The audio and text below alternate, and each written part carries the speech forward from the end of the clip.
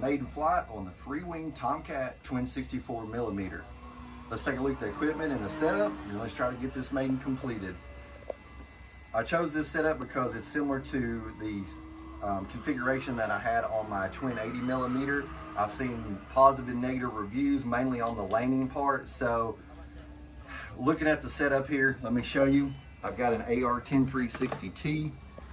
We've got the SMC 5900 6S HV2. That's their newest pack. It's a couple grams heavier, about 5-6 grams, but it's got 5900 milliamps at 4.35, which it's to replace the 5300 pack. So you should get 600 more milliamps at basically the same weight. We've got the 5280 RC selective fire afterburners. You notice the two buttons. One button is to turn the flicker on and off, and one button is to set the throttle. So no longer have to do a mix or configuration to have it come on. You can push the button, it'll flash twice, and that's where you got the throttle set. You notice we got a satellite down here. Not really the best position to put it because it's not a mess, but I didn't have an extension at the time to put it back here. However, we should be okay. In the setup with the 10360T, I've also bypassed the factory gyro board. I've got the ailerons and the full stabs on the back on separate channels.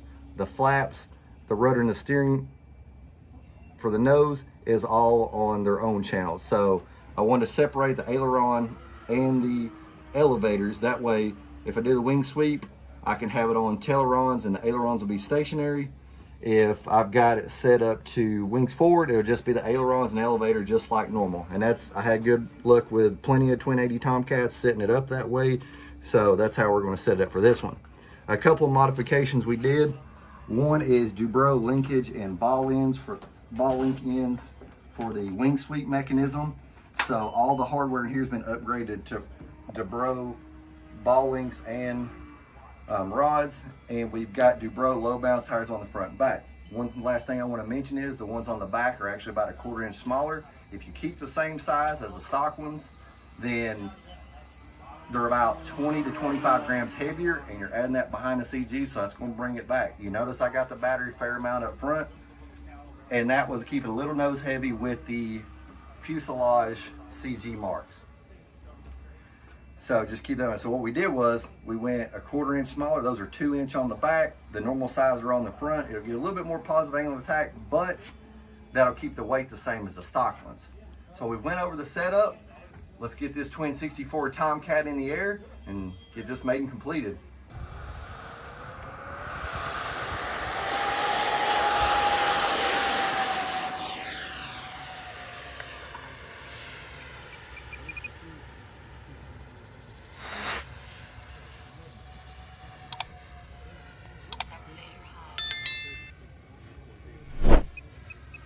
Trim, and heading with the high elevator.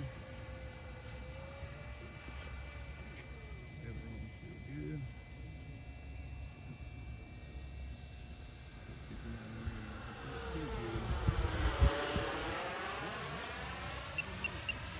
A little bit more right trim.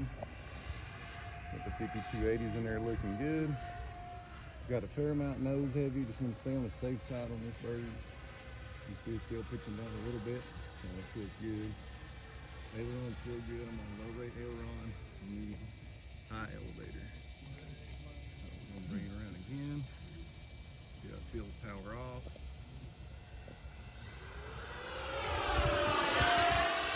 Feeling good. I'm gonna bring it around. Put the gear down.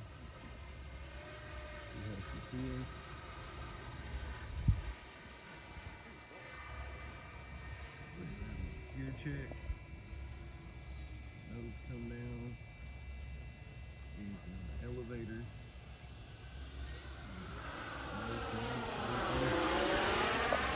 It's stable. Pretty level too. So now we're gonna bring it around. We're gonna go full flat. See if it feels flat. Good. Again. Keep the nose down. Around.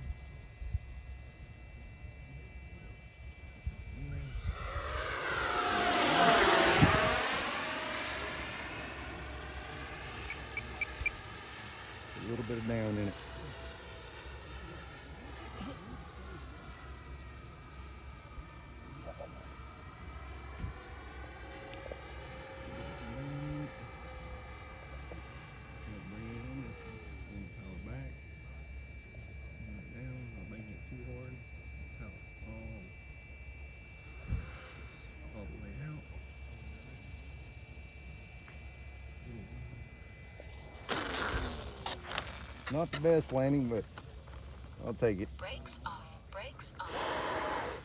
Not the best landing, I'll take it. I went a little wide. This thing's got a high amp draw, so I didn't want to go around again, but Brakes off. it worked out okay. It came in a little too fast, tried to bleed it off, so I already see in future flights that's going to be something you got to pay attention to. Don't try to pull the nose up and bleed it off because it slowed down and try to stall right there. So I just hit my 1 minute timer, but I was kind of a little antsy on this flight, even though it's a small bird, just all the things I've seen online. But we got it back on the ground. We'll take it to the beach, look at the battery results and the post-flight review. Now we've got the Freewing F-14 Tomcat Twin 64 back on the ground. Let's take a look at our specs and results.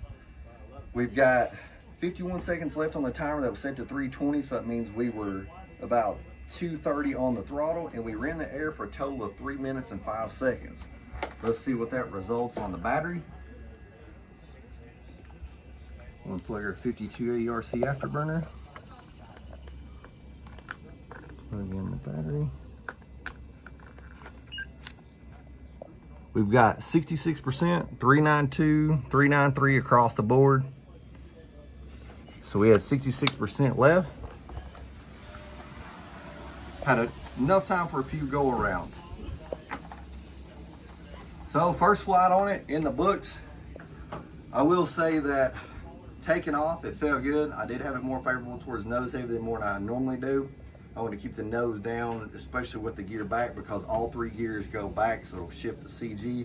And I didn't want to get it on the tail side, especially on landing that I've seen with this jet so far from some of the other videos I've seen. When it took off down the runway, tracked straight, felt good. You know, it's got the double nose on the front, so it was stable on takeoff. Took out, I knew right off the bat it was going to need some right aileron, so I put the right aileron in, and then I had set the neutral position at 27 millimeters from the top, which is quite a bit more than the book, and it was spot on with the gear up.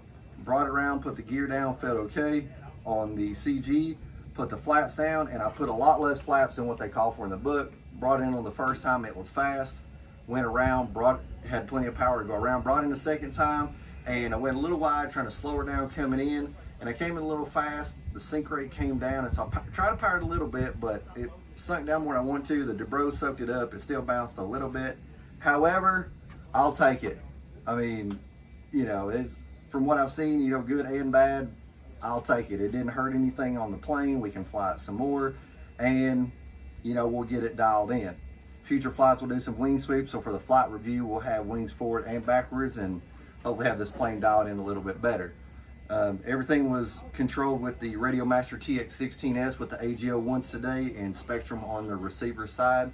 And looking at the data for that, everything was fine. We had low frame losses, very minimal fades, and no holds. So, you know, I might just leave the receiver and satellite where it's at. So if you're not subscribed, go ahead and follow the channel. I appreciate y'all watching today, and we'll see you on the next one.